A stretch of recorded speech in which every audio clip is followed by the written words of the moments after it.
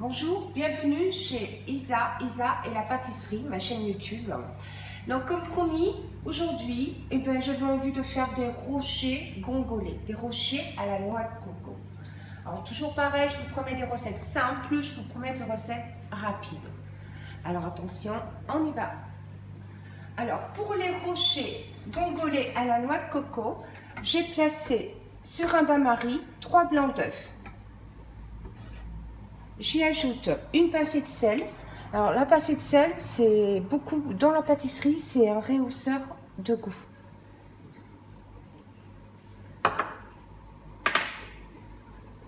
Dans ce bol, 225 g de sucre.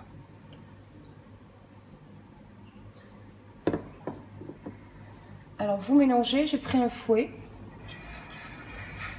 mais il ne faut pas battre, il faut juste mélanger. Alors cette préparation bain-marie, elle va chauffer. Et lorsqu'elle sera vraiment chaude et que vous ne pourrez plus mettre le doigt, préparation hors du feu, vous y ajouterez 225 g de noix de coco. Alors là, on se retrouve dans un petit moment et je vous donne de nouveau les étapes pour réussir les rochers gongolais. Voilà, alors comme je vous l'ai dit, lorsque le mélange est chaud, vous ne pouvez plus introduire le doigt. Alors là, il va falloir placer la noix de coco. Alors pour que ça soit un peu plus simple, j'ai pris une cuillère en bois. Et hors du feu.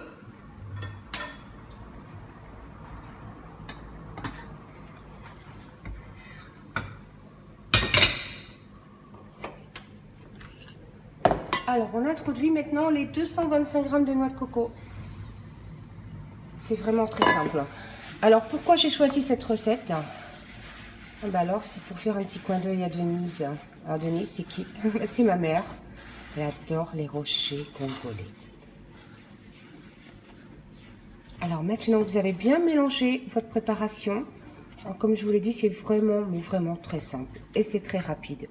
Alors, il va falloir former des petits tas sur une plaque avec du papier sulfurisé.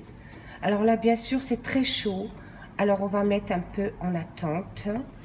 On va laisser refroidir cette préparation.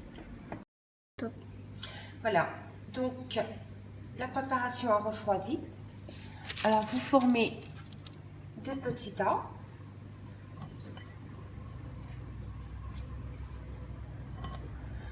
Alors, avec cette préparation, vous pouvez faire, après ça dépend de la grosseur des gongolais, vingtaine ou trentaine de gongolais.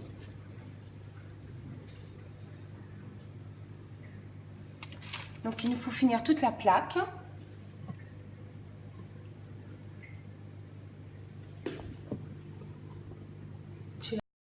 Voilà, alors là, j'ai formé des petits tas, des petites boules de rochers congolais. Alors, j'ai mis un petit bol d'eau parce que ça colle. Et donc là, on va former les rochers. Donc, vous trempez les doigts dans l'eau et vous essayez de faire une petite forme de rocher. Il vous faut juste pincer. Alors, après, vous aurez donc préchauffé le four à 160 degrés. Lorsque vous aurez fini tous vos petits tas de rochers congolais, vous laissez cuire entre 30 ou 35 minutes. Alors le rocher congolais doit être juste doré. Il doit rester bien blanc. Alors nos petits rochers sont formés. Donc il ne nous reste plus qu'à les enfourner pour 30 à 35 minutes. Donc je vous dis à plus tard. Je compte à 3, je compte. Voilà, alors j'ai sorti les rochers congolais. Donc j'ai mis 35 minutes à 160. Mais après, ça dépend du four. C'est entre 30 à 35 minutes. Ça sent trop bon dans la cuisine. Il n'y a plus qu'à déguster. Alors, vous voyez, comme je vous l'ai promis, c'est encore une recette simple et rapide, où il faut très peu de choses pour réaliser de la pâtisserie. Bon, j'espère que vous n'avez pas trouvé ça trop compliqué. Je vous dis au revoir, à la semaine prochaine pour une autre recette. Et si vous avez aimé, vous laissez des pouces bleus à Isa et la pâtisserie.